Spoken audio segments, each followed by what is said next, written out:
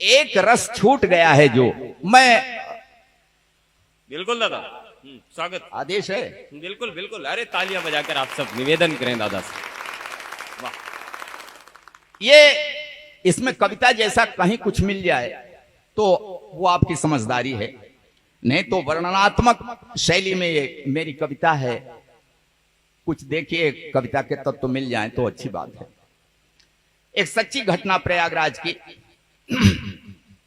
एक बाप के दो बेटे, दोनों अफसर।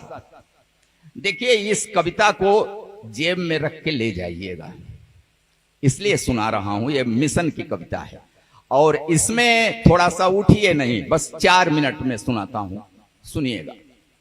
एक बाप के दो बेटे, दोनों अफसर, दोनों की मां का देहांत हो गया। उन बेटों की मां का देहांत हो गया।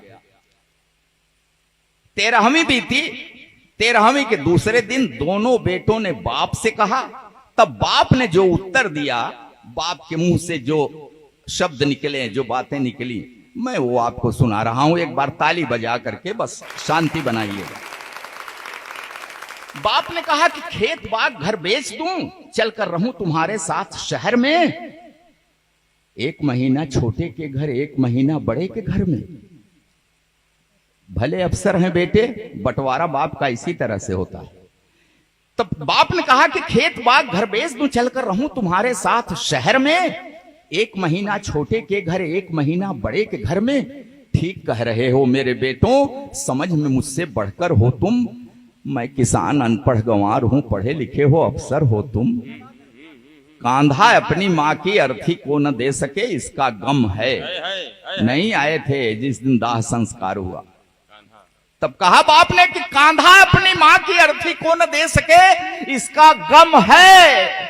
लेकिन 13वीं पर आए, ये एहसान क्या मुझ पे कम है?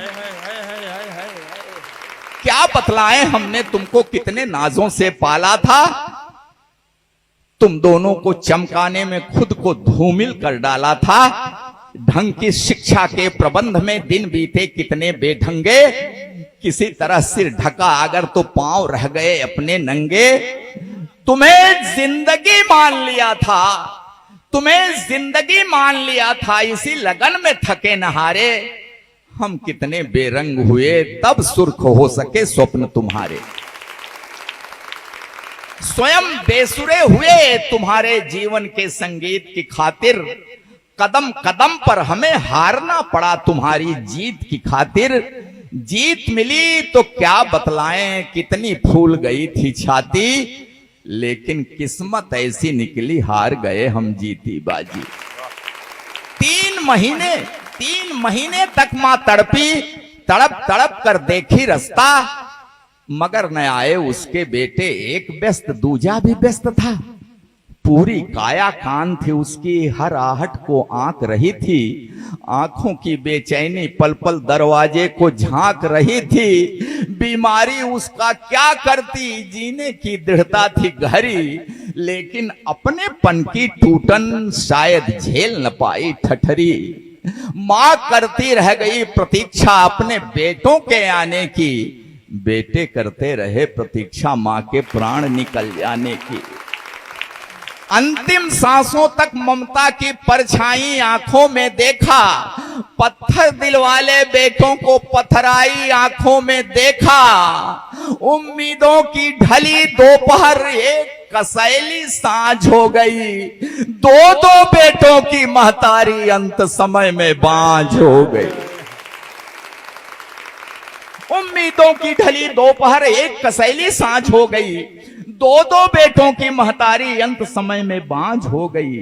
कभी स्वार्थी सगा न होगा, कितनी भी ऊंचाई छू ले। माँ को भूले, बाप को भूले, बाप की तुम संपत्ति न भूले। जो भी पास है बेच के दे दूं, गांव छोड़ दूं, शहर चलूं मैं। कहां से अब विश्वास वो लाऊं, शहर चलूं और हाथ मलूं मैं।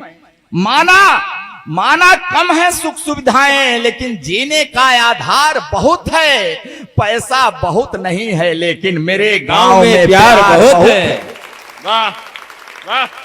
और एक कड़ी बात कह रहा हूं आज के इस समाज से।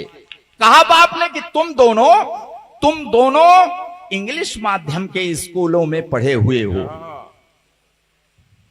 पछतावा हो रहा है उस बाप को, कितना कष्ट करके इंग्लिश माध्यम के स्कूलों में पढ़ाया। तब कह रहा है कि तुम दोनों इंग्लिश माध्यम के स्कूलों में पढ़े हुए हो, अंग्रेजी में बचपन बीता, अंग्रेजी में बड़े हुए हो, तो तुम जो यह व्यवहार किए हो ये ताज्जुब की बात नहीं है। तुम जो यह बर्ताव किए हो ये ताज्जुब की बात नहीं है, क्योंकि अंग्रेजी की किसी किताब में श्रवण कुमार का पाठ नहीं है। जिंदाबाद, अभिनंदन अभिनंदन। कि तुम जो यह बर्ताव किए हो ये ताज्जुब की बात नहीं है, क्योंकि अंग्रेजी की किसी किताब में श्रवण कुमार का पाठ नहीं है। रास्ता देख रहे अशकों का आशीर्वाद भी ले न सके तुम, मेरे लायक बेटों माँ को अंजलि भर जल दे न सके तुम। देखो इसका नाम है कल्लू। वहीं एक नौजवान गांव का पड़ोस का खड़ा हुआ है, तब इशारा किया बाप ने कि देखो देखो इसका नाम है कल्लू, हमें खिलाकर फिर कुछ खाया, 3 महीने साथ रहा, ये कब सोया मैं जान न पाया। बेटा वह जो बुझते मन में जीवन की ये कास जगाए, बेटा वह कपते हाथों की जो बढ़कर लाठी बन जाए। तुम दोनों इतिहास रचे हो तो मैं भी नया इतिहास रचूंगा, खेत बाग घर जो भी पास है सब कल्लू के नाम लिखूंगा। बहुत अच्छे, वाह वाह। और मैं ऐसे ही नहीं सुना रहा हूं, 25 बीघा कला जमीन लिख दिया। ये सच्ची घटना है, अखबार में निकली तब मैंने लिख दिया। उस बाप ने कहा कि खेत बाग घर जो भी पास है सब कल्लू के नाम लिखूंगा। अब न मुझे परवाह कि मुझको स्वर्ग नरक या मोक्ष मिलेगा, मैं कल्लू को हक देता हूं, यही